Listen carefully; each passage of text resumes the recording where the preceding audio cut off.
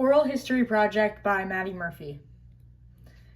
So the two people that I interviewed are my grandparents, Mima and Papa, and Mima's name is Virginia Murphy and Papa's name is Tom Murphy, and they both grew up in 1943 and they lived in a completely different world, like based on the media that they had back then compared to now.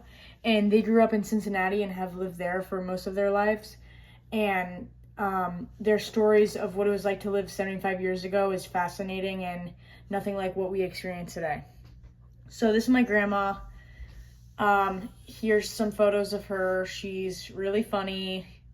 She likes to shop at TJ Maxx and she loves the Reds.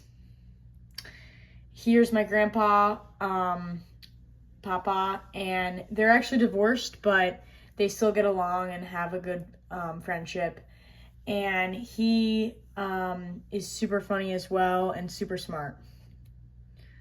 So some things that I learned about what the print was like back then was for Virginia Mima. She used to get her evening paper and morning paper from the Cincinnati Post.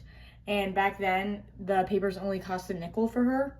And her dad would come home from work and would send her to the grocery store to get the evening paper every day. And the papers she would receive were the Enquirer and the Post and the Times Star. And there were only 3 newspapers in the city of Cincinnati back then. And for my grandpa, he never had magazines delivered to their house, but he belonged to the book of the month and he would read a book each month. And my grandpa talked about like the ethical standards of like newspapers and fake news back then, and he explained how the news media and journalists would challenge and try to get the facts about something instead of just spreading their opinion and finding information that like helps their opinion inside. For the telephone, my grandma only had one phone in 1950, and her phone number did not have like an area code because they didn't have area codes back then, and they also had limited number of calls they could make in a month. And they used to have phone booths all over the place up until 5 or 6 years ago. There was a phone booth up in Cincinnati that she would always see, and she said that they really changed over the years, and back in the day you used to be able to sit in them for privacy and because you didn't want anyone else to hear your conversation.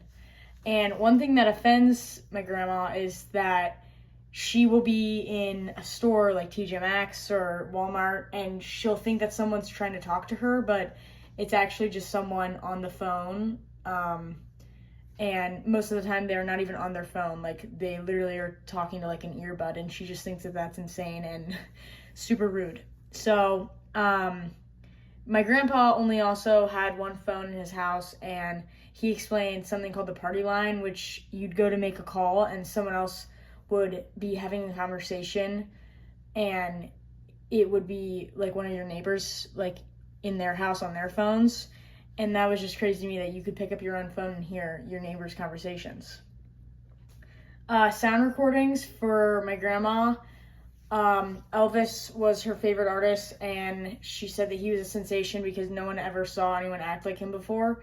And she remembers going to concerts and wearing stupid looking hairdos and listening to music. And it used to cost her $1 to buy a record as a teen, and cassettes also became very popular. When she was in high school, there were always dances and she would hear songs there. Another way she would discover new music is through the radio, and my grandpa liked Pat Boone in high school and Jerry Vale. And my grandpa actually bought my grandma a turntable with like a record player on it for vinyls a while ago. And yeah, he remembers seeing the Beatles come to Cincinnati to perform, and I thought that was cool. For the radio, my grandma recalls listening to the Reds on the radio on WLW, and she says people to this day still listen to the broadcast on the radio because of the Reds because they like it better. And she did this because she didn't have TV until she was 10 years old. And something I found funny from her was that she said her siblings would stand on their porch and watch their neighbors through TV through their like through the neighbor's window, and because they didn't have their own. And then for my grandpa, he explained how they had comedy shows on the radio, like Gracie Allen and George Burns, and they were famous. They were a famous comedy husband and wife, and radios also had sports and music. Sometimes the reception on the radio was harder to get depending on where you live, and he remembers FM radio and WGUC, which were only music and classical stations. For the TV, my grandma finally got TV in the mid-50s, and she said it was all black and white and no color at all. And as a family, there were variety shows and comedy shows. And when she was young, her whole family would watch I Love Lucy together at 9 o'clock every Saturday. And on the weekends, they would have a Cleveland Browns football game on the TV. Yeah, and my grandpa, every Tuesday night, his whole family would watch Milton Berle, and he said that it was hysterically funny. And he also remembers a lot of commercials about cigarettes and a show called Remember Mama. For movies, my grandma's favorite movie in the 60s was Sound of Music, and my grandpa's was Gone with the Wind. And back in the day, it would only cost $0.25 to get into the movies, and he would go to the matinees on Saturday. They also watched a lot of war movies back then. For internet and new technologies, this was kind of shocking to me, but my grandma has never opened a computer before in her life, and she also has never turned on a smartphone. And she sticks to what she knows and uses her flip phone for everything. And I honestly respect it because she gets everything done and she doesn't have to waste money on a phone or a computer. And my grandpa got a computer when he was 50 and also has an iPhone and is familiar with text and Instagram. That's all pretty much.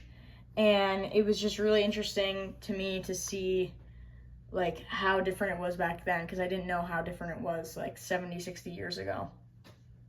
And I think like in the future, I think that when I have grandkids, like AI will have been like taken over and a bunch of robots and stuff. I bet everybody will have their own robot or some crazy stuff. And I feel like our generation is not gonna want to like have to learn how to use all that.